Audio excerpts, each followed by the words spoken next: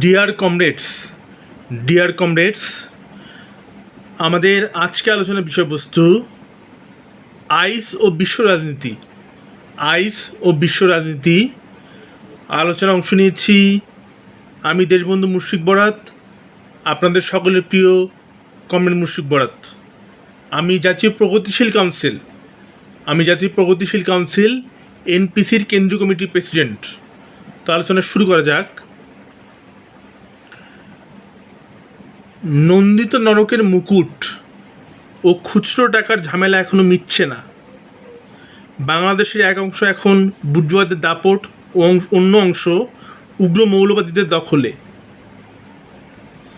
অন্যদিকে পেটি বুর্জোয়াদের ক্ষুদ্র অংশ মৌলবাদীদের সঙ্গে হাত মিলিয়েছে। সিআইএ এজেন্টদের দাপট লক্ষ্য করা যাচ্ছে পুরো উত্তর ও দক্ষিণ আমেরিকা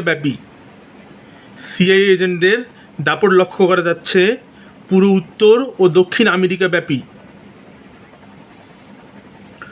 অন্যদিকে কমিউনিস্টদের পক্ষের গোয়েন্দা সংস্থা আইস ও ডাবল এডির দাপট এশিয়া, আফ্রিকা, ইউরোপ এবং অস্ট্রেলিয়ায় প্রবল। বিশ্বের বাদবাকি গোয়েন্দা সংস্থাগুলো এই তিনের ভিড়ে দাঁড়াতেই পারছে না। মাঝখান দিয়ে এফবিআই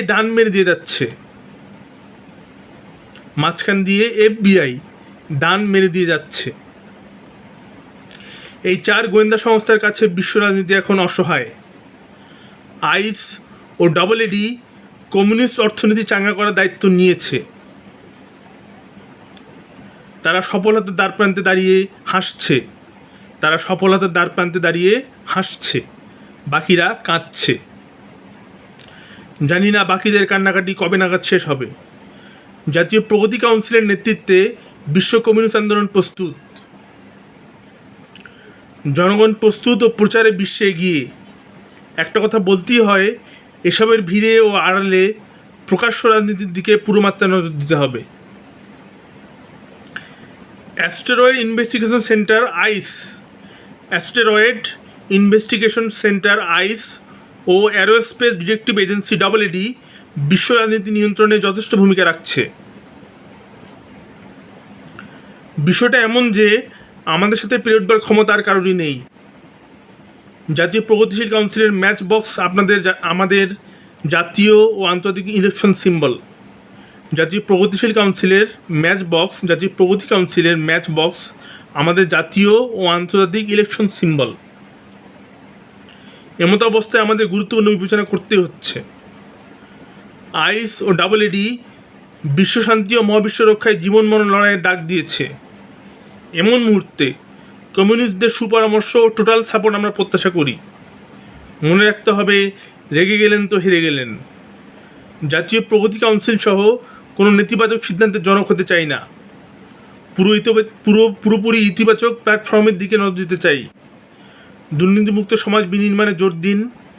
পৃথিবীকে তার সহজাত প্রবৃত্তির দিকে এগুতে দিন। কমরেড মুশফিক বরাত এ লক্ষ্যে তার আপ্রাণ চেষ্টা চালিয়ে যাবে। এ লক্ষ্যে সকল বুর্জোয়া, পেটি বুর্জোয়া, সাংস্কৃতিক, সেকুলার, অসাম্প্রদায়িক ও প্রগতিশীল অংশ নির্ভয়ে এগিয়ে আসুন। বিশ্ব রাজনীতি বা বৈশ্বিক রাজনীতি বলতে বিশ্বের রাজনৈতিক ঘটনাবলীর একটি বিশ্বব্যাপী সামগ্রিক চিত্রকে বোঝায়, যেখানে কেবলমাত্র বিশ্ব পর্যায়ে নয়, বরং বৈশ্বিক, জাতীয়, আঞ্চলিক ইত্যাদি সমস্ত স্তরের রাজনৈতিক ঘটনাবলী ও তাদের মধ্যকার আন্তঃসম্পর্কের বিষয়গুলি অন্তর্ভুক্ত। পরাশক্তি হিসেবে গণচীনের উত্থানের সমূহ সম্ভাবনার প্রেক্ষাপটে বৈশ্বিক রাজনীতিতে পরিবর্তন হওয়া বেশ আগেই শুরু হয়েছে। আর এই সম্ভাবনার প্রেক্ষাপটে দক্ষিণ এশিয়ার রাজনীতিতে একটা পরিবর্তনের ইঙ্গিত লক্ষণীয়। স্নায়ু যুদ্ধকালীন সময়ে ভারত সোভিয়েত পরাশক্তিরই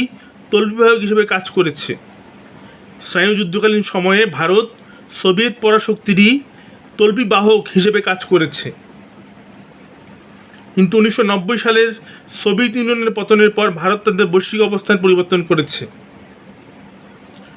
তারা আর পতিত পরাশক্তির শব্দেও বহন করতে চায়নি, কারণ দক্ষিণ পশ্চিম এশিয়ার ভূ রাজনৈতিক প্রেক্ষাপটে ভারতের সামনে রয়েছে নানা চ্যালেঞ্জ ও প্রতিকূলতা। মূলত পশ্চিমা রাষ্ট্রগুলোর সঙ্গে বিরোধ দেখা দিয়েছে রাশিয়ার সিরিয়ায় বোমা হামলাকে কেন্দ্র করে। সিরিয়ায় রয়েছে রাশিয়ার একমাত্র নৌঘাঁটি।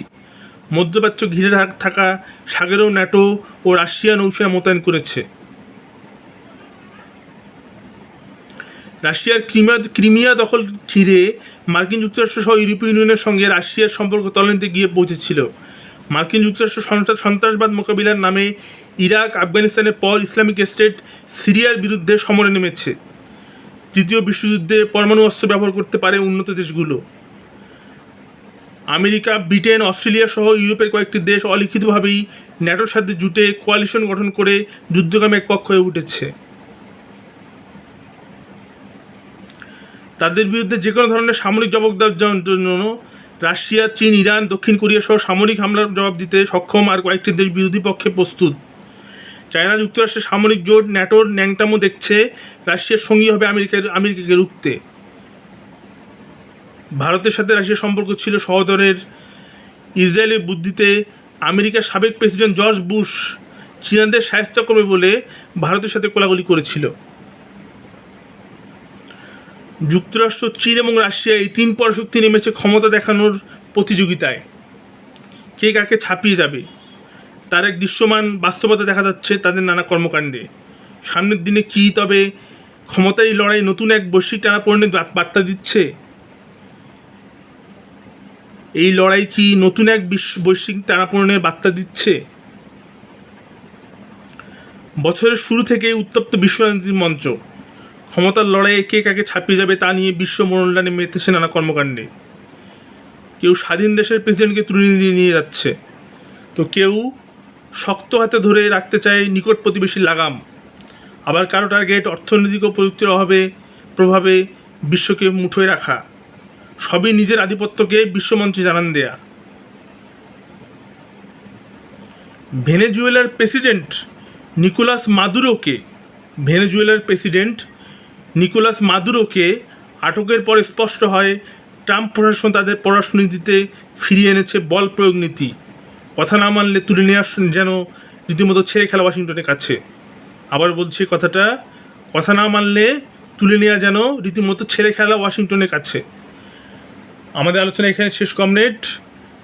আমরা আইস ও ডাবল এডি এই বিষয় দুটো নিয়ে বিশ্ব রাজনীতির মঞ্চে আবার আলোচনায় ফিরে আসব। আমাদের আলোচনা এখানে শেষ। ধন্যবাদ সকলকে। প্রগতির জয় হোক বিজ্ঞানের। থ্যাঙ্কস।